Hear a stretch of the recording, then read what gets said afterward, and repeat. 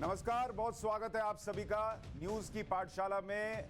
एक और क्लास लगाने की बारी है। मैं हूं सुशांत सिन्हा। आज न्यूज की पाठशाला लेकर आपके सामने आया हूं, लेकिन आपको बताना चाहता हूं कि यह पाठशाला लगाने का फैसला हमने किया क्यों, आखिर उसकी वजह क्या थी, क्यों हमको लगा कि ऐसा करना चाहिए।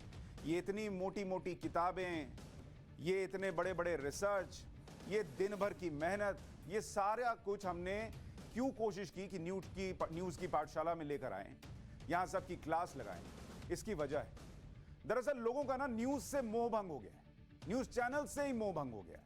उनको लगता है कि सब आते हैं, अपना अपना हिसाब बताते हैं और चले जाते हैं। पाठशाला इसीलिए लेकर आया हूं ताकि खबर का हर चैप्टर खुले, जिनकी जवाबदेही है उनका रिपोर्ट कार्ड बने, नेताओं का वाइवा होना चाहिए। भाई, उनसे सवाल पूछा जाना चाहिए कि यह काम क्यों नहीं हुआ, उनकी जवाबदेही तय होगी, क्लास लगेगी।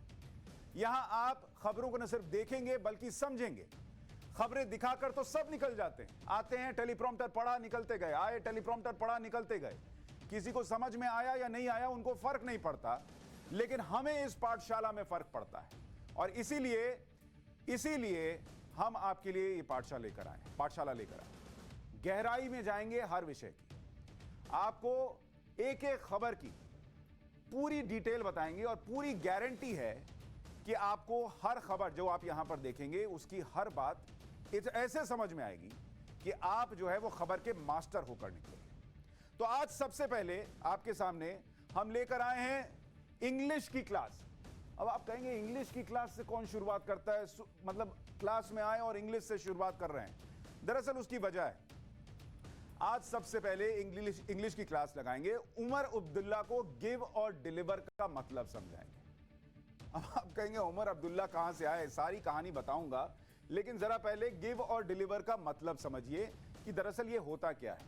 आपने बहुत बार सुना होगा ये शब्द, आपने पढ़ा है कि नहीं पढ़ा है? गिव तो पढ़ा ही होगा, इतने लोग देते हैं तो गिव तो पढ़ा ही होगा, और डिलीवर पढ़ा होगा। आज इंग्लिश की क्लास में इन्हीं दोनों का मतलब समझाने वाला हूं। आपको बताऊंगा कि जम्मू कश्मीर में पिछले 2 साल में क्या हुआ है। इसके बाद मैथ्स की क्लास का नंबर आएगा। आपको यह गणित समझाने बैठूंगा कि कैसे आपातकाल के वक्त, कोरोना काल के वक्त, जब लोगों की इनकम घट जाती है लेकिन विधायकों की सैलरी का इंक्रीमेंट हो जाता है, यह कैसे होता है। आज ये दूसरी क्लास में, गणित की क्लास में आपको बताऊंगा। पाठशाला में आज तीसरी क्लास लगेगी भूगोल की, जिसमें 88 साल पुराना एक मैप खोलूंगा और उस मैप में क्या होगा वो आपको बताऊंगा।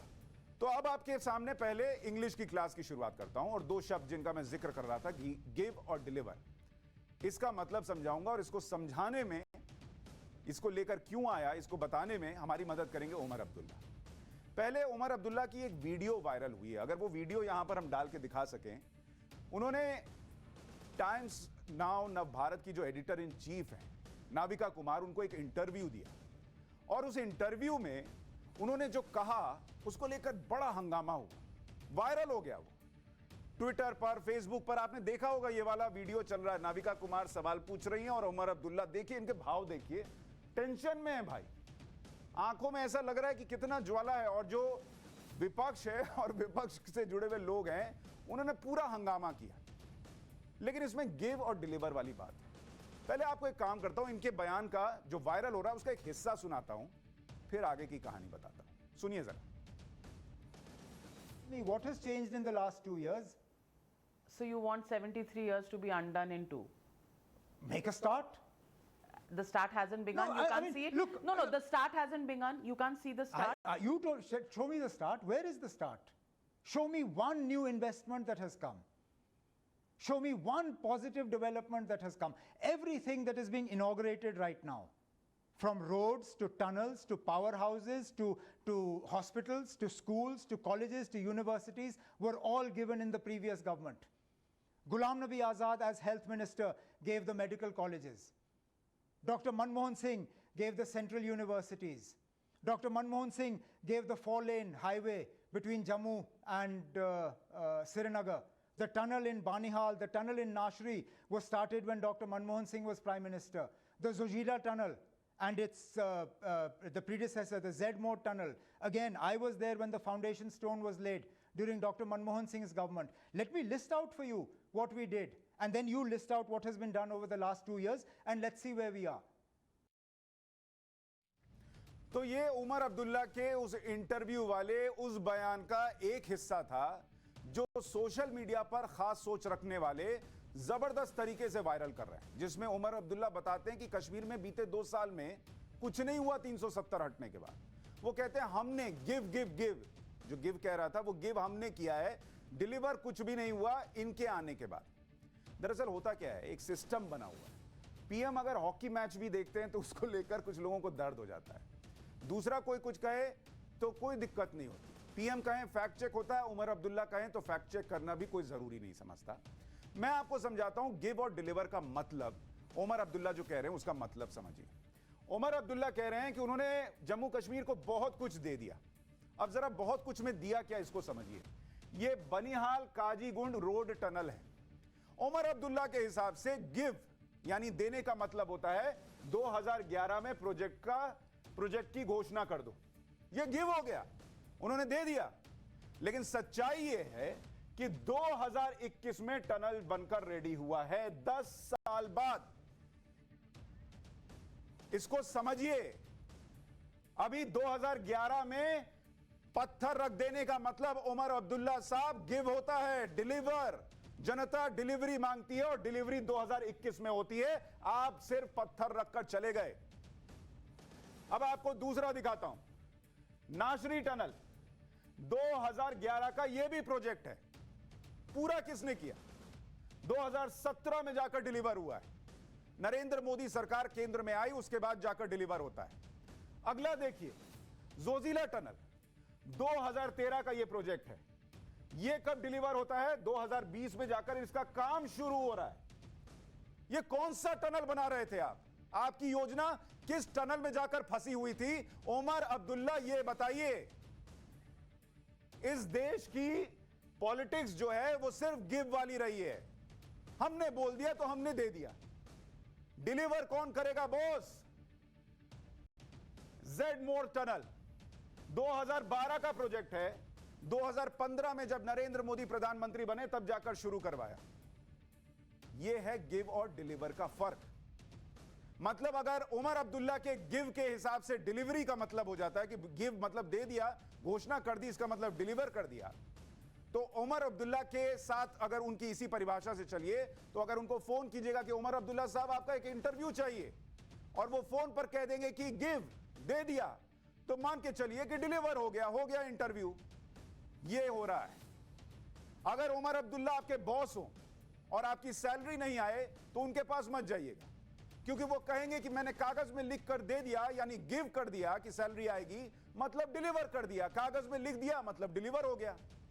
अगली बार आपका दोस्त पार्टी मांगे तो उमर अब्दुल्ला वाला मॉडल अपनाइएगा। घोषणा कर दीजिए कि हमने पार्टी के लिए ऐलान कर दिया है, पार्टी होगी पार्टी होगी पार्टी होगी, और फिर पार्टी मत दीजिए।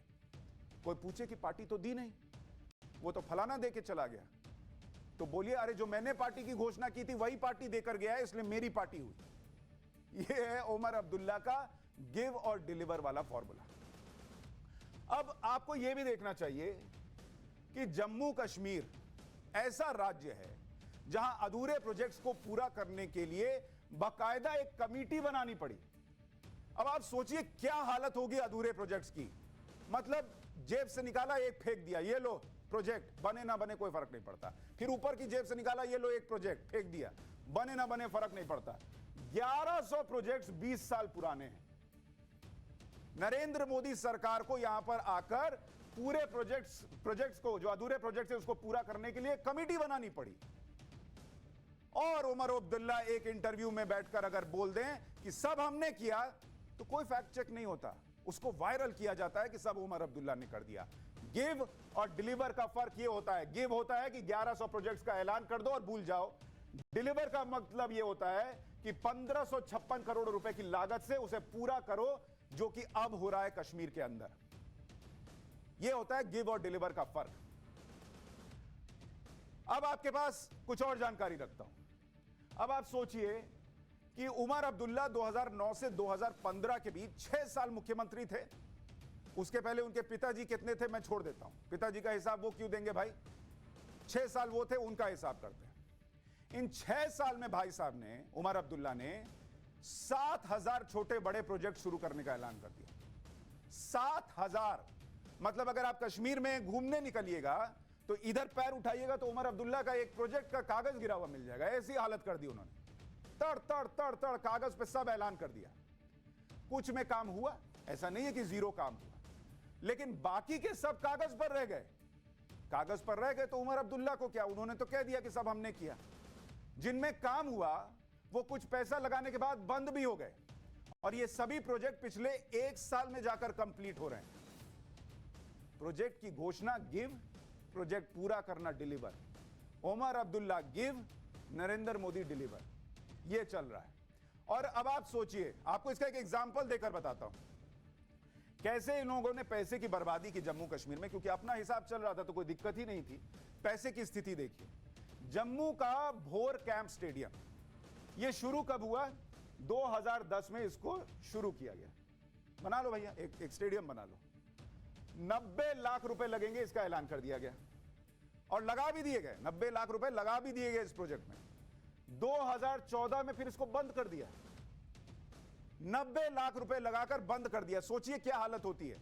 यहां घर में अगर आप पेंटिंग का काम शुरू करा दें और 5,000 रुपया लग जाए तो आदमी को लगता है नहीं नहीं अब गद्दा कर रहा है तो गंदा ही सही, लेकिन करा लो, 5,000 रुपया लग गया। इनका कुछ नहीं था। 90 लाख रुपए अपनी जेब से जाने नहीं थे, वो तो कहीं और से जा रहे थे। तो ये 90 लाख रुपए लगाए और 4 साल बाद प्रोजेक्ट बंद कर दिया गया। प्रोजेक्ट कंप्लीट कब होता है? 2021 में।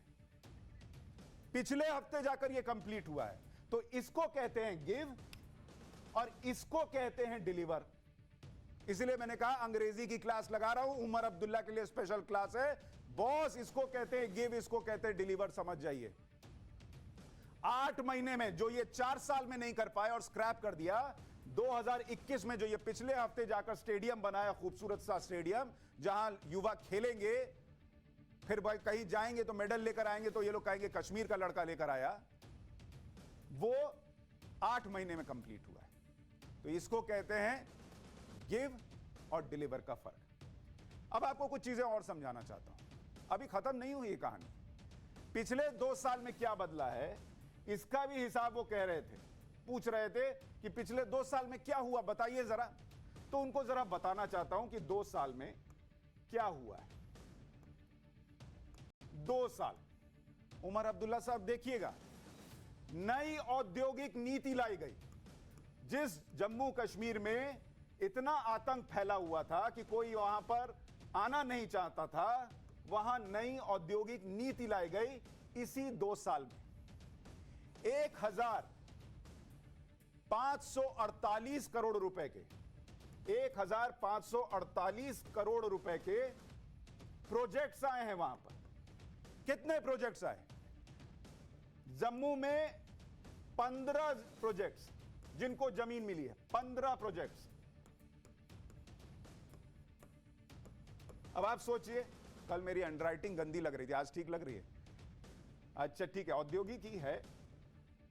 और अब आप सोचिए, इसके आगे बताता हूं। 84,000 ये 2 साल में जो काम हुआ, इससे इस आंकड़े को पढ़िए। उमर अब्दुल्ला साहब, आपको फर्क नहीं पड़ता होगा क्योंकि आपके पास पैसे की कमी नहीं है, लेकिन 84,000 नौकरियां मिलेंगी उसी प्रोजेक्ट से जो कि वहां जम्मू कश्मीर में आ रहा है। कब? बीते 2 साल में आया है। 30,000 करोड़ से 50,000 करोड़ का टारगेट रखा गया है कि इन्वेस्टमेंट हो। कहां? जम्मू कश्मीर में, उसी 2 साल में। अब आप सोचिए, इसको कहते हैं काम और उसको कहते हैं, अच्छा नोटपैड पे ही आपको एक चीज और समझाना चाह रहा हूं, 1 मिनट। जम्मू कश्मीर में कितने प्रोजेक्ट पर काम चल रहा है इस वक्त, ये भी देखिए। एम्स, हर किसी को एम्स चाहिए, 2 एम्स पर काम चल रहा है। अब आप कह देंगे कि ये तो हो सकता है पिछल का रहा होगा, पिछला वाला हुआ होगा। फरवरी 2020 में ऐलान हुआ, अगस्त 2022 तक इसको पूरा करने का टारगेट है। उमर अब्दुल्ला वाला गिव नहीं, डिलीवर वाला होगा। 7 नए मेडिकल कॉलेज, इनका ऐलान किया गया है और इन पर भी काम शुरू हो गया है। 2020 में ऐलान हुआ है। 5 नए नर्सिंग कॉलेज, इनका भी ऐलान कर दिया गया है। ये सब अभी हुआ है और 2020 में ऐलान हुआ है। 2 कैंसर संस्थान, उनका ऐलान कर दिया गया। सितंबर 2019 में ऐलान हुआ है। जम्मू और श्रीनगर में मेट्रो जुलाई 2021 में डिटेल प्रोजेक्ट रिपोर्ट सौंप दी गई है। तो वहां मेट्रो भी आ रही है जम्मू कश्मीर के अंदर। उमर अब्दुल्ला उसमें ऊपर से जब जाएंगे तो पता चलेगा कि गिव और डिलीवर का फर्क क्या होता है। आईटी पार्क फरवरी 2020 में आने जा रहा है, जो कि 2012 में ऐलान हुआ था। वो अब आईटी पार्क जो है वो 2020 में आने जा रहा है। तो ये भी काम हो गया। और सबसे बड़ी बात आपको बताता हूं जो आपको कोई नहीं बताएगा, कि जैसे केंद्र की हर योजना में हिंदू मुसलमान नहीं हुआ, वैसे ही इसको करते हुए भी जम्मू और कश्मीर का फर्क नहीं किया गया।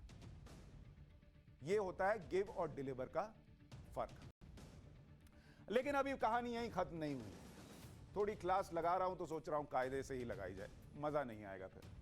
अब आता हूं आपको उमर अब्दुल्ला की दूसरी बात सुनवाता हूं।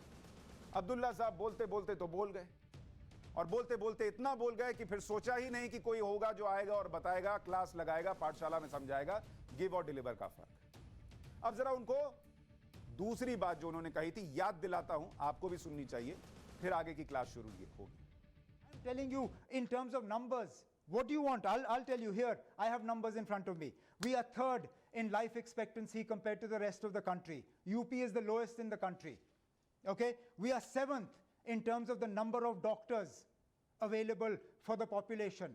Seventh in the country we were before 2019. You say we did nothing. I'm willing to accept that. Where did these doctors come from? Here, in poverty, Jammu and Kashmir is amongst the lowest states in the country in terms of poverty. Where did that come from? It's not a gift of the last 2 years. It's the last 70 plus years that you claim had no governance at all. In terms of infant mortality, we are 10th in the country. Again, you don't see that because all you can see is Article 370 and you believe Jammu and Kashmir has suffered on account of that. In terms of the Human Development Index, we rank higher than your very fancy states like Gujarat and Andhra Pradesh. And yet you claim Jammu and Kashmir got nothing, and the Muftis and the Abdullahs and the Congress did nothing. Argue with the numbers and tell me. तो उमर अब्दुल्ला साहब कह रहे हैं ताली ठोककर, argue with the numbers. Omar Abdullah साहब, number निकाल के लाया हूं मैं आपके लिए, और वो नंबर आपको दिखाना चाहता हूं। पहले तो देखिए, नंबर में भी जब कंपैरिजन हो ना, तो उसका एक हिसाब तो कम से कम रखना चाहिए, बैठना चाहिए हिसाब। और वो हिसाब ये कहता है कि जब आप यूपी से कंपेयर करते हैं, तो यूपी से कंपैरिजन करते वक्त ये ध्यान रखिए कि वहां की आबादी 20 करोड़ है, और आप जिस जम्मू कश्मीर को लीड करते हैं वहां की आबादी कितनी है। लेकिन आपने नंबर की बात, आइए एक काम करते हैं, नवजात मृत्यु दर रखते हैं और आपको समझ में आएगा कि क्या स्थिति हुई है। यानी वो बच्चे जिनकी मृत्यु पैदा होने के 28 दिन के अंदर हो जाती है। प्रति 1000 बच्चों पर 2015 और 2019 का आंकड़ा रखता हूं। 2015 में जो नवजात बच्चों की मृत्यु दर थी वो 23.1 थी, और अब वो घटकर 9.8 हो गई है साल 2019 में। उमर अब्दुल्ला साहब, ये आंकड़े हैं। जो आप गिव वाला आंकड़ा दे रहे थे, ये डिलीवर वाला आंकड़ा है। इन्फेंट मोर्टेलिटी रेट, वो बच्चे जिनकी मृत्यु पैदा होने के 1 साल के अंदर हो जाती है, 2015 में वो आंकड़ा 32.4 था। 2019 में यह आंकड़ा 16.3 है।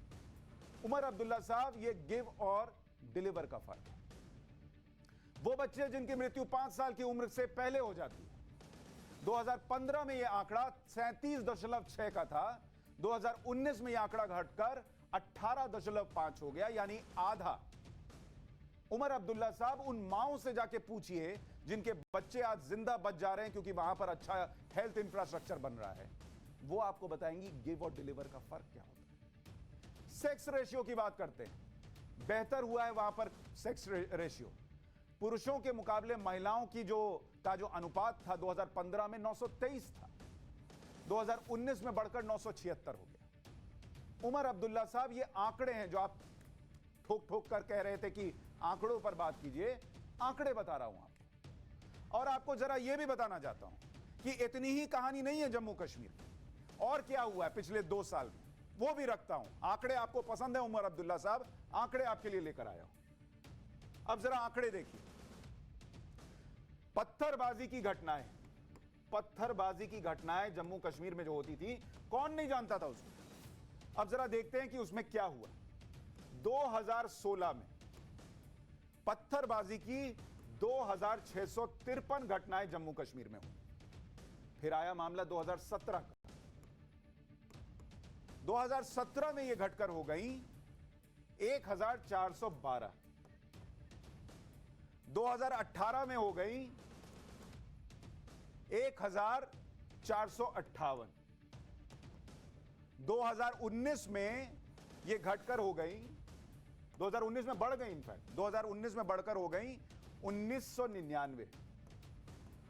और जब 370 हट गया 2020 में यह घटकर हो गई, अभी बहुत ध्यान से देखिएगा, लिखने वाला हूं, 255। मात्र 255 पत्थरबाजी की घटनाएं। उमर अब्दुल्ला साहब, ये आंकड़े हैं जो आपको पसंद आते हैं। अब आप सोचिए कि ये आंकड़े अगर उमर अब्दुल्ला साहब को पसंद आते हैं तो वो क्यों छुपाते हैं? क्योंकि जब आप इन आंकड़ों से बात कीजिएगा और आंकड़ों को लेकर सच्चाई सामने रखिएगा तो लोग पूछेंगे कि जो अब्दुल्लाज और मुफ्तीज का जिक्र हो रहा था, अब्दुल्लाज और मुफ्तीज, उन्होंने क्या किया? उन्होंने क्यों नहीं इतने स्कूल खोले, इतने कॉलेजेस खोले कि पत्थर उठाने वाला युवा जो है वो किताब उठाता? उन्होंने क्यों इतने अस्पताल नहीं खोले कि नवजात बच्चों की मौतें नहीं होती?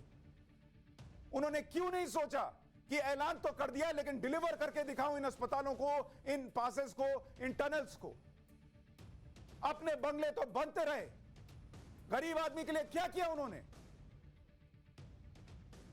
आंकड़ों की बात करते हैं और फिर उसको वायरल कर दिया जाता है क्योंकि लोगों को यह पसंद आता है। उनके लिए जम्मू कश्मीर मायने नहीं रखता, पॉलिटिक्स मायने रखती है। हमारे साथ वाइवा की क्लास भी होगी। हसनैन मसूदी अभी थोड़ी देर में जुड़ेंगे, सांसद हैं नेशनल कॉन्फ्रेंस के। जब तक हसनैन मसूदी जुड़ रहे हैं, एक बार जल्दी से, अब इतना आंकड़ा देखने के बाद, जो उमर अब्दुल्ला साहब का कॉन्फिडेंस था ना, उसका खोखलापन इमेजिन कीजिए और हसनैन मसूदी साहब से बात करते हैं। हसनैन मसूदी साहब, अच्छा अभी जुड़े नहीं, एक काम कीजिए, फिर से सुन लीजिए। Please tell me what has changed in the last 2 years. So you want 73 years to be undone in 2? Make a start. The start hasn't begun. No, You I can't mean, see it. look, No, the start hasn't begun. You can't see the start. You told, show me the start. Where is the start? Show me one new investment that has come. Show me one positive development that has come. Everything that is being inaugurated right now, from roads to tunnels to powerhouses to hospitals to schools to colleges to universities, were all given in the previous government. Ghulam Nabi Azad, as health minister, gave the medical colleges. Dr. Manmohan Singh gave the central universities. Dr. Manmohan Singh gave the 4-lane highway between Jammu and Srinagar. The tunnel in Banihal, the tunnel in Nashri was started when Dr. Manmohan Singh was Prime Minister. The Zojila tunnel and its the predecessor, the Zedmore tunnel. Again, I was there when the foundation stone was laid during Dr. Manmohan Singh's government. Let me list out for you what we did, and then you list out what has been done over the last 2 years, and let's see where we are. हमने तो सोचा था कि national conference के सांसद साहब आएंगे, उनसे जरा पूछेंगे, क्लास भी लगाएंगे, वाइवा भी लेंगे कि ये आंकड़े तो कुछ कहते हैं और उमर अब्दुल्ला साहब तो कुछ कहकर निकल लिए। लेकिन उनकी भी शायद किस्मत अच्छी है, आज कनेक्शन नहीं जुड़ पाया। कोई नहीं, किसी और के। एक छोटा सा ब्रेक ले रहे हैं पाठशाला में। ब्रेक के बाद पाठशाला में लगेगी मैथ्स की क्लास और आपको बताऊंगा कि इस कोरोना के संकट काल में विधायकों की सैलरी 66% बढ़ाने वाला गणित क्या कहता है, वो कैसे होता है। इस छोटे से ब्रेक।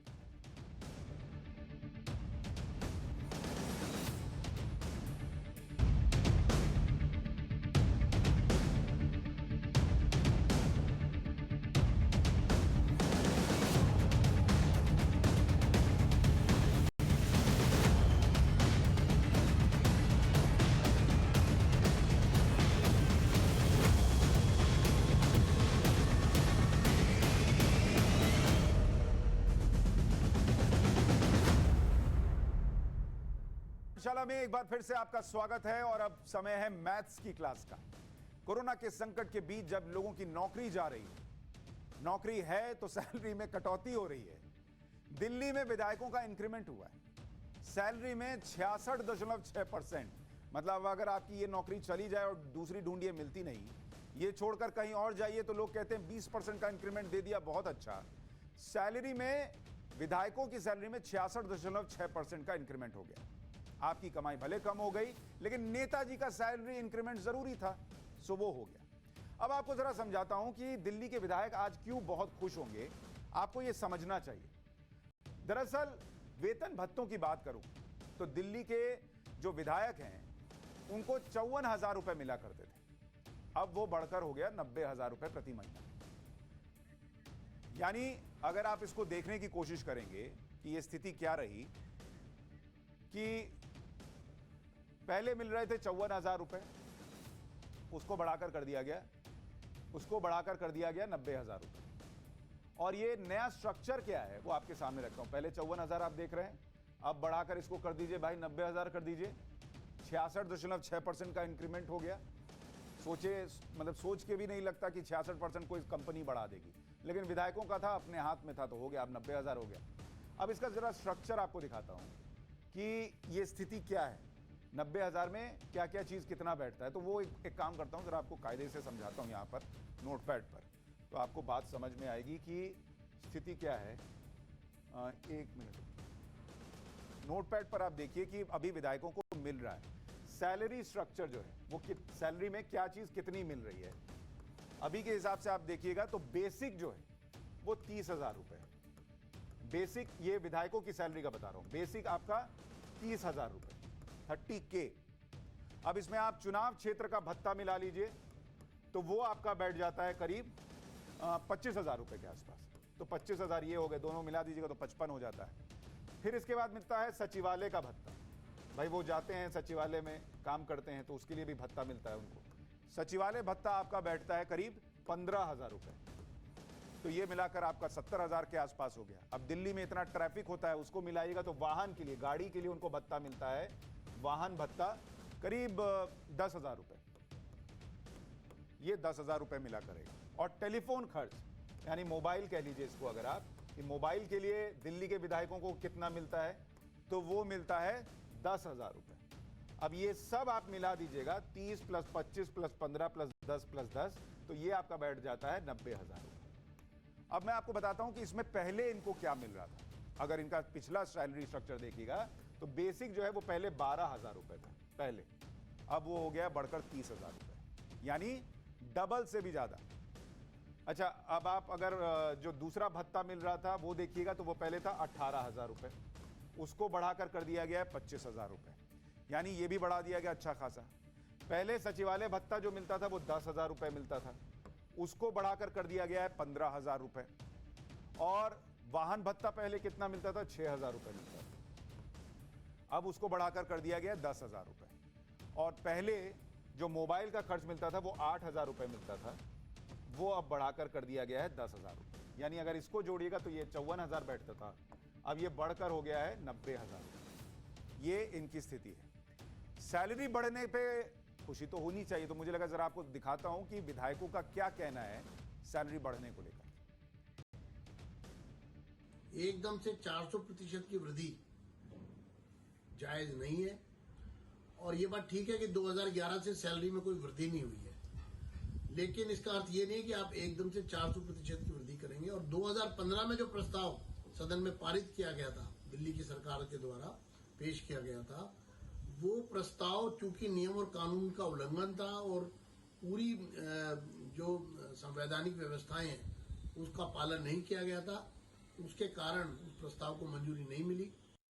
10 साल के बाद महंगाई को देखते हुए कुछ तनख्वाह बढ़ी है, इस बात का हम स्वागत करते हैं। ये बहुत जरूरी है कि चुने हुए प्रतिनिधियों को तनख्वाह ठीक से दी जाए। वो इसलिए जरूरी है क्योंकि जब एक बार एक विधायक चुन के आता है तो वो अपने बाकी सारी नौकरियां, काम धंधे इत्यादि छोड़ के आता है, इसलिए उनका भी घर का खर्चा चलने के लिए, उनकी भी रोजी रोटी चलने के लिए और उनको ईमानदारी से काम करने के लिए ठीक ठाक तनख्वाह जिससे महंगाई के अनुसार उनका खर्चा चल सके बहुत जरूरी है। अब बीजेपी जो है चूंकि विपक्ष में है तो उसको बुरा लग रहा है, पैसा बढ़ा, अंदर अंदर खुशी हो रही होगी, लेकिन ऊपर से दिखाना है कि बुरा लग रहा है, और आम आदमी पार्टी उसको जस्टिफाई कर रही है। मुझसे अगर आप कहिएगा तो मैं इस पर आपको अपनी राय बताऊं, उससे पहले कुछ आंकड़े दिखाता हूं, फिर आपको बताऊंगा कि मुझे क्या लगता है इसको बढ़ाने को लेकर। तेलंगाना में अगर आप देखिएगा, अलग अलग राज्यों में विधायकों को कितनी सैलरी मिल रही है, एक बार वो देखेंगे, कंपैरिजन होगा, तब आपको समझ में आएगा। तेलंगाना में 2.5 लाख रुपए सैलरी है, मतलब दिल्ली में अभी बढ़कर 90 हुई है, लेकिन तेलंगाना में 2.5 लाख रुपए है। उत्तराखंड में 1,98,000 रुपए विधायकों को सैलरी मिल रही है। हिमाचल प्रदेश में 1,90,000 रुपए की सैलरी मिल रही है। हरियाणा में 1,55,000 रुपए की सैलरी मिल रही है और राजस्थान में 1,42,000 रुपए की सैलरी मिल रही है। तो किसी भी राज्य से अगर आप दिल्ली को कंपेयर कीजिएगा तो यहां अभी भी सैलरी कम है। बिहार में भी 1,30,000 रुपए सैलरी है विधायकों की। आंध्र प्रदेश में 1.25 लाख रुपए है। गुजरात में 1,05,000 रुपए है। उत्तर प्रदेश 95,000, यहां थोड़ा मामला टाइट है, और दिल्ली में अब 90,000। यानी अगर आप इन राज्यों के हिसाब से देखिएगा तो दिल्ली सबसे नीचे आ रही है।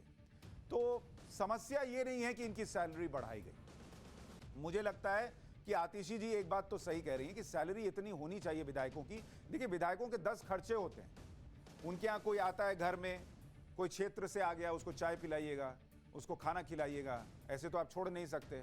उसके बाद जो है आपको ये भी देखना होगा कि अगर वो आया है, रुकने को बोल दिया तो रुकने की व्यवस्था करनी पड़ेगी। तो ये सारी चीज़ें जो हैं वो चलती रहती है। अब इसके बीच में 90,000 बहुत नहीं है। हम सैलरी की बात नहीं कर रहे हैं, बढ़ाना था बढ़ा लेते। सैलरी बढ़ने से दिक्कत नहीं, टाइमिंग से दिक्कत। अब आप खुद सोचिए कि घर में कोई आईसीयू में भर्ती हो और आप जो है वो डीजे बुलाकर पार्टी करें, तो ये ठीक नहीं है। अभी कोरोना काल में लोगों की नौकरी जा रही है और आप कहें कि मेरी सैलरी बढ़ जाए 66%, वो टाइमिंग का मसला है। मतलब आपके पास पैसे की किल्लत हो और सब दोस्त कहें कि चलो घूमने चलते हैं, हम लोग लॉज में रहकर घूम कर आएंगे, आप बोलेंगे कि नहीं हमको 5 स्टार में रहना है। टाइमिंग की समस्या। दूसरों को पहनने के लिए शर्ट ना हो और आप कहें कि हम शेरवानी सिलवाएंगे और उस पर अड़ जाएंगे नहीं शेरवानी सिलवाएंगे। टाइमिंग की समस्या है। पैसा है तो कर लेते हैं। अभी कोरोना काल में लोगों की नौकरी जा रही है, आप कह रहे हैं नहीं हम 66% बढ़ाएंगे। थोड़ा मामला ठीक हो जाता तब बढ़ा लेते हैं। कैसे आम लोगों की सैलरी घट गई है वो आपको दिखाना चाहता हूं। 97% परिवारों की इनकम घटी है, ये एक रिपोर्ट कहती है CMIE की। कोरोना काल में भाई लोग अपनी जिंदगी बचाने के लिए घर में रहे तो सैलरी घटेगी, नौकरियां जाएंगी ही। तो 97% लोगों की जो है नौकरी जो है उसमें फर्क पड़ा और उनकी नौकरियां जो गई, 1 करोड़ लोगों की नौकरी चली गई। अब आप सोचिए जिनकी नौकरी गई है और वो सुनेंगे कि विधायकों की सैलरी 66% बढ़ गई, तो इधर दुख होगा ना उनको कि हमारे लिए कुछ करते, अपना बढ़ा लिया। और दिल्ली में तो वैसे ही बिजली पानी सब फ्री है, तो क्या बढ़ा के करना है। कोरोना काल से गरीबों की संख्या बढ़कर 23 करोड़ हो गई, वो बढ़ेगी। देश इस समस्या से जूझ रहा है। एक परिवार की औसत इनकम जो है वो 17% घट गई और ये 5,989 रुपए प्रति महीने से घटकर 4,979 रुपए हो गई। आतिशी जी कह रही थी कि विधायक सब छोड़ छाड़ कर इसमें आता है। छोड़ छाड़ कर आए या पकड़ कर आए, लेकिन वो भी तो एक तरीके से जो घर चलाने के लिए पैसा चाहिए वही मांगता है। तो घर चलाने के लिए किसी की घटकर 4,979 हो जाए और आप अपनी 54 से बढ़ाकर 90 कर लें, ये मामला टाइमिंग का है और कोई दिक्कत नहीं है। तो ये वाली समस्या आती है। अब आपको ये समस्या तो समझा दी, अब इस पर निर्णय आप लीजिए कि ये गणित आपको ठीक लग रहा है नहीं लग रहा है, और ये गणित आपके साथ क्यों नहीं होना चाहिए। अगर विधायकों की सैलरी बढ़ती है तो आपकी भी बढ़नी चाहिए। तो ये बात आपको समझा दी। लेकिन अब न्यूज की पाठशाला में ज्योग्राफी की क्लास लगाने वाला हूं। मैथ्स की क्लास तो हो गई और 88 साल पुराना एक मैप खोलना चाहता हूं। 88 ईयर्स। अब आप कहेंगे कि 88 साल पुराना मैप खोलने का क्या मतलब है, तो आप खुद समझ जाएंगे जब मैं असम और मिजोरम का नाम दूंगा।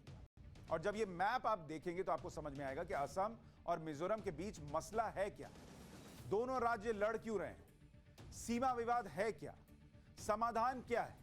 असम और मिजोरम के बीच इस वक्त के जमीनी हालात भी आपको जानने चाहिए, क्योंकि दोनों राज्यों की पुलिस के बीच 26 जुलाई को फायरिंग हुई और उसके 9 दिन बीत चुके हैं। इन 9 दिनों में स्थिति क्या है यह समझना बहुत जरूरी है। पहली बात, असम मिजोरम बॉर्डर पर तनाव जरूर है, लेकिन दोनों तरफ से इस वक्त शांति बनी हुई है। दूसरी बात यह है कि बॉर्डर पर असम और मिजोरम दोनों की पुलिस जो है वो अपनी पोजीशन से पीछे हट गई है, तो यह भी एक बेहतर बात है। तीसरी बात यह है कि सीआरपीएफ की 2-2 कंपनी बॉर्डर पर दोनों तरफ तैनात कर दी गई। और चौथी बात यह है कि केंद्र के दखल के बाद दोनों राज्य अब अपने जो उनका रवैया था कि एकदम मामला टाइट किए हुए थे, पकड़े हुए थे कि नहीं हम नहीं तुम नहीं, पीछे जाओ, वो रवैये में नरमी आ गई है। गृह मंत्रालय दोनों राज्यों की सीमा निर्धारण के लिए अब सैटेलाइट मैपिंग करेगा, यह भी समाधान निकालने के लिए कोशिश की जा रही है। अब 26 जुलाई की जो फायरिंग हुई उसमें मामला भयंकर तौर पर बिगड़ता चला गया। असम पुलिस ने क्या किया वो आपको दिखाना चाहता हूं कि वहां पर स्थिति क्या बनी, मामला जो बिगड़ा। असम पुलिस ने असम पुलिस ने मिजोरम के कोलासिब जिले के एसपी समेत मिजोरम सरकार के 6 अधिकारियों को उन्होंने तलब कर लिया। असम के थाने में पेश होने के लिए समन दे दिया। और मिजोरम ने क्या किया, उन्होंने कहा कि तुम हमको बुलाओगे, हम तुमको बुलाते हैं। उन्होंने असम के सीएम जो है हेमंत बिस्व शर्मा, वहां के 4 बड़े पुलिस अधिकारियों पर एफआईआर कर दी, असम के सीएम समेत। तो अब आप सोचिए, उन्होंने कहा तुम हमारे एसपी को बुला रहे हो, हम तुम्हारे सीएम को बुला लेंगे। इतना ज्यादा टसल चल रहा था। इसके बाद मिजोरम के राज्यसभा सांसद पर एफआईआर हो गए। उन्होंने कहा तुम हमको करते हो, अभी रुको बताता हूं। सीएम का नाम आया, अब उन्होंने कहा मिजोरम के सांसद पर एफआईआर कर दो। मिजो नेशनल फ्रंट के राज्यसभा सांसद हैं के लाल वेना, उन पर यह एफआईआर हुई। और सांसद वनलाल वेना जो हैं, उन पर आरोप यह है कि उन्होंने भड़काऊ बयान दिया था। असम पुलिस के जो भी लोग मिजोरम के बैरंगते में गए थे, मिजोरम पुलिस सबको मार देती, ऐसा उन्होंने कहा था। इस पर असम पुलिस ने वनलाल वेना पर एफआईआर कर दी थी और असम पुलिस वनलाल वेना को पूछताछ के लिए बुलाने के लिए दिल्ली तक आ गई थी कि यहां आप संसद का सत्र अटेंड करो, चलो वहां उठा के ले चलते। क्योंकि संसद का सत्र चल रहा था तो वनलाल वेना दिल्ली में मौजूद थे। अब इस सब के बीच एंट्री हुई अमित शाह की। गृह मंत्री हैं भाई, उनको ही देखना है। तो अमित शाह की जब एंट्री हुई तो अमित शाह ने दोनों राज्यों के मुख्यमंत्रियों से पहले तो फोन पर बात की। पूछा फोन लगा के, क्या चल रहा है भाई, इधर भी एनडीए की सरकार है, उधर भी एनडीए की सरकार है, क्या तमाशा चल रहा है। इसके बाद दोनों राज्यों के सीएम ने हालात को बेहतर करने वाली बातें करनी शुरू कर दी। मिजोरम के सीएम जोरामथांगा जो है, उन्होंने कहा कि असम के सीएम हेमंत बिस्व शर्मा उनके भाई जैसे हैं। मतलब अभी दोनों भाई जो हैं वो एक दूसरे के लिए कसाई बने हुए थे, फिर जैसे ही अमित शाह ने बात की तो दोनों भाई भाई हो गए और वो शांति से सीमा विवाद को निपटा लेंगे। हेमंत बिस्व शर्मा ने भी कहा कि मिजोरम के सांसद वनलाल वेना पर जो एफआईआर हुई थी उसको वापस ले लेते हैं। फिर दोनों राज्यों के बीच सुलह का रास्ता बनता दिखने लगा। तो मतलब अमित शाह की एंट्री के बाद जो है वो स्थिति थोड़ी बेहतर हो गई, ऐसा नजर आया। अब आपको दिखाता हूं कि इसका भूगोल क्या कहता है। समाधान से पहले समस्या समझिएगा तब तो समझ में आएगा कि समाधान हो क्या सकता है। तो मैप के जरिए समझिए, अब मैप देखिएगा तब आपको मामला समझ में आएगा, ऐसे ऊपर ऊपर पढ़ने में नहीं समझ में आता है।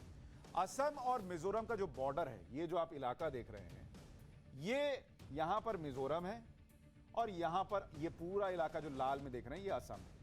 और यहां पर अगर आप देखेंगे इनके एरियाज जो हैं, इनका बॉर्डर आकर मिलता है, यहीं से समस्या की शुरुआत हो जाती है। और ये 165 किलोमीटर का इलाका है। ये जो हिस्सा आपको मैप में इतना सा दिख रहा है, ये दरअसल 165 किलोमीटर का इलाका है। और इसको अगर आप देखने जाइएगा तो इस मैप को देखिएगा तो आपको पूरी कहानी समझ में आ जाएगी। अब इसमें कहानी समझिए। ये आपको यहां नीले में असम नजर आ रहा है। अरे एक मिनट, अब आपको जरा, ये मैप सबसे इंपॉर्टेंट है। इसके बाद आप असम और मिजोरम के बीच क्या हो रहा है इसके मास्टर हो जाएंगे। असम में ये असम है और ये यहां मिजोरम है।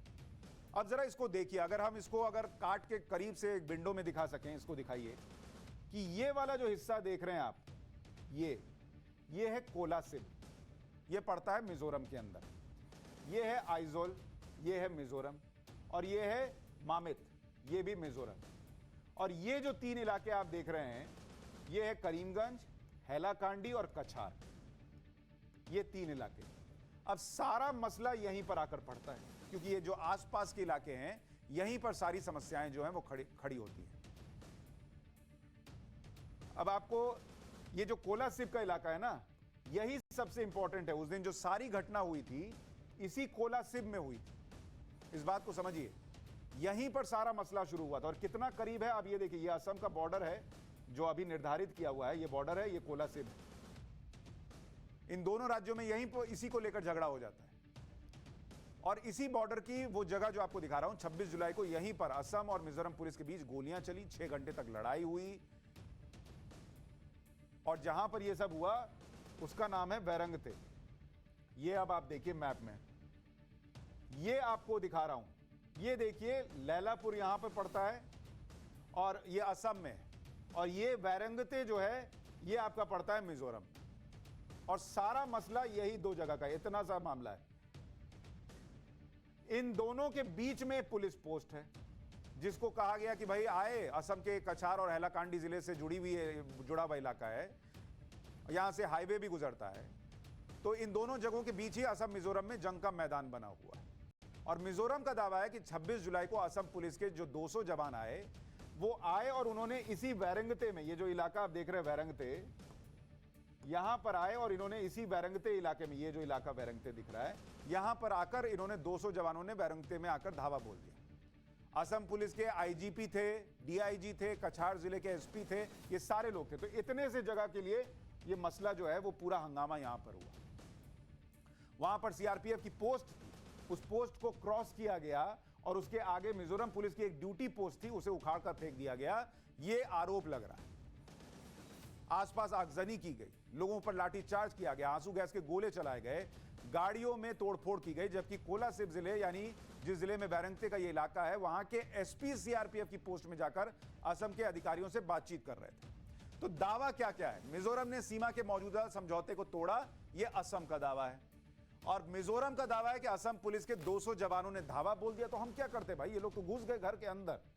तो दोनों अपने अपने दावे कर रहे हैं। और इसी में असम कहता है कि असम में रेंगती बस्ती की तरफ सड़क बनाई इन लोगों ने, मिजोरम के लोगों ने, हैं सब एक ही भाई हैं, लेकिन इन्होंने कहा कि हमारे यहां सड़क बना ली। मिजोरम का दावा है कि वैरंगते की पुलिस पोस्ट पर कब्जा किया। ये जो वैरंगते आपको दिखा रहा हूं, ये जो पुलिस पोस्ट है, इसी पर ये कह रहे हैं कि कब्जा कर लिया। इसको देखिए, बड़ा करके आपको दिखाता हूं। ये पुलिस पोस्ट है, इस पर ये मिजोरम का कहना है कि ये आए असम वाले यहां से और इन्होंने कब्जा कर लिया। तो ये स्थिति बन गई। उसके बाद आगे की कहानी देखिए, असम का दावा क्या है। असम ये कह रहा है कि भाई असम में लैलापुर के वन क्षेत्र को नुकसान ये लोग पहुंचा रहे हैं। और मिजोरम कह रहा है कि असम पुलिस ने हिंसा की और गाड़ियां तोड़ दी हमारी। मतलब कोई पीछे हटने को तैयार नहीं है, सब एक दूसरे पर लादे जा रहे हैं कि इसी ने कर दिया। असम के इलाके में निर्माण किया, पेड़ लगाए। मिजोरम कह रहा है कि वैरंगते के स्थानीय लोगों पर लाठीचार्ज हुआ। यह हिसाब चल रहा है। अब लेकिन सवाल इस बात का है कि हिस्ट्री क्या कहती है। एक दिन में तो यह सीमा विवाद शुरू नहीं हुआ। आपको मैप पे समझाया, भूगोल में, कि कहां का मसला है, एकदम क्लियर समझ में आना चाहिए। दोनों क्या कह रहे हैं ये समझ में आ गया आपको। लेकिन हिस्ट्री भी आपको समझ में आनी चाहिए। भूगोल समझ चुके हैं, हिस्ट्री समझिएगा तब बात समझ में आएगी। मिजोरम पहले असम का ही एक जिला था। मिजोरम बाद में बना, पहले असम था, सब असम था। असम मिजोरम का ये झगड़ा आज का नहीं है। मिजोरम पहले असम का हिस्सा था। मिजोरम का पहले नाम लुशाई हिल्स था, जिसे अंग्रेजों के जमाने से जाना जाता है। और लुशाई हिल्स को 1972 में असम से अलग करके और मिजोरम बना दिया गया। मतलब पहले एक ही परिवार में रहते थे, फिर समझिए कि भाई भाई में हुआ कि नहीं मुझे अपना घर बनाना है, बहुत झगड़ा हो रहा है, तो इनको बोला अच्छा चलो तुम ये वाला किचन रख लो और ऊपर वाला फ्लोर तुम्हारा हो गया। तो मिजोरम वैसे बन गया। नया राज्य बनाने में सीमाओं का जो निर्धारण किया गया वो वही सीमाएं थी जो ब्रिटिश राज ने इस इलाके के लिए 1933 में खींची थी। यानी 1933 में जो सीमाएं तय हुई थी उसके हिसाब से कहा गया कि चलो ठीक है, ये मिजोरम हो गया, ये असम हो गया। जो माँ बाप छोड़ के गए थे, फर्स्ट फ्लोर तुम्हारा हो गया, सेकंड फ्लोर मेरा हो गया। यही समस्या की असली जड़ थी, क्योंकि अंग्रेजों ने 1933 से पहले इलाके के लिए एक और सीमा निर्धारण भी किया था। और यह निर्धारण हुआ था 1875 में। 1875 में सीमा का निर्धारण हुआ था। अब मिजोरम जो कहता है, उस जमाने में जब 1875 में सीमा का निर्धारण हुआ तो मिजो लोगों को आज के मुकाबले कुछ ज्यादा जमीन मिली, लेकिन 1875 में जो जमीन दी गई थी 1933 के सीमा निर्धारण में वो ले लिया गया वापस। इसलिए मिजो लोग 1933 के सीमा निर्धारण को नहीं मानते। वो कहते हैं हमारा तो वो बड़ा वाला फ्लैट था, वो इसको मानते नहीं है। अब आपने मन में ये सवाल होगा कि आखिर असम मिजोरम की जो सीमाएं 1875 में तय हो चुकी थी, उसे 1933 में अंग्रेजों ने बदला क्यों? बिना फायदे के तो वो एक काम करते नहीं थे अंग्रेज भाई लोग। तो उन्होंने जो खेल किया वो भी आपको समझाता हूं। 1875 में जब अंग्रेजों ने सीमा निर्धारण किया तो उसमें मिजो लोगों को उनके दावे वाली जमीन दे दी कि ले लो भाई, तुमको चाहिए तो तुम ले लो। अंग्रेजों को असम के लुशाई हिल्स यानी आज के मिजोरम में जो चाय के बागान थे वो लगाने थे। मतलब चाय पीते पीते अंग्रेजों को लगा कि खेल करना है तो इसलिए ले लो भाई, तुम ले लो वाला हिसाब हो गया। लेकिन 1933 में सीमा का नया निर्धारण किया गया। एक बड़ा कारण था कि जब अंग्रेज का अपना काम निकल गया था, व्यापारिक हित सच चुका था, तो उनको कोई जरूरत नहीं थी अब। तो उन्होंने कहा कि अब एक काम करते हैं, एक नई सीमा खींच देते हैं। मैंने आपको कहा अंग्रेज बिना फायदे के कुछ करते नहीं थे, जब जरूरत थी तो दे दिया, जब जरूरत खत्म हो गई तो ले लिया। यही बात असम की सही है कि वो उन्हीं सीमाओं को मानेगा जो आधिकारिक तौर पर तय हुई है, असम वही कह रहा है और इसीलिए ये निर्धारण हो चुका था। अब ये पूरी समस्या आपको समझ में आ चुकी है और इसीलिए मुझे लगा कि असम और मिजोरम का विवाद जो है वो समझने के साथ साथ आपको समझना चाहिए कि और बहुत राज्यों में चल रहा है। 1963 से 1972 के बीच असम अलग करके बनाया गया, वहां हुआ। नागालैंड, मेघालय, अरुणाचल प्रदेश, इनके बीच चल रहा है मिजोरम से झगड़ा। असम के बीच सीमा विवाद चल रहा है। त्रिपुरा, मणिपुर के साथ ऐसा कोई विवाद हालांकि वहां पर नहीं है। वो राज्य, अच्छा, असम के पड़ोसी राज्य जो इनसे मैं कह रहा हूं कि उनको कुछ ना कुछ चल रहा है क्योंकि अलग बनाए गए, नागालैंड से चल रहा है। तो ये सारी स्थिति है, इसलिए एक की बात नहीं है। मेघालय से चल रहा है, जिनको असम से अलग नहीं किया गया उनसे विवाद नहीं है, जिनको अलग कर दिया गया सबको लगता है कि हमको थोड़ा कम मिल गया, हमको बैल्कनी भी मिलनी चाहिए थी, पार्किंग भी मिलनी चाहिए थी, ये वाली स्थिति है। तो ये स्थिति है। तो मुझे लगा कि आज आपको ये पूरा समझाना चाहिए और उम्मीद है कि आपको भूगोल की क्लास में जो आज ये विस्तार से भूगोल की बोला, लेकिन आपको हिस्ट्री भी समझाई है और अभी पॉलिटिकल साइंस क्या चल रहा है वो भी समझाया है, गणित भी आपको समझाया है। तो ये सारी चीजें आपको समझाई हैं। पाठशाला में आज के लिए इतना ही। अटेंडेंस रोज लगनी चाहिए आपकी, इसी तरीके से लगनी चाहिए, क्योंकि यहां पर सिर्फ खबर नहीं होगी, खबर का विश्लेषण नहीं होगा, बल्कि गारंटी है आपको कि क्लास भी लगाएंगे और जब आप क्लास से बाहर जाएंगे तो खुद उस खबर का मास्टर महसूस करेंगे। नमस्कार।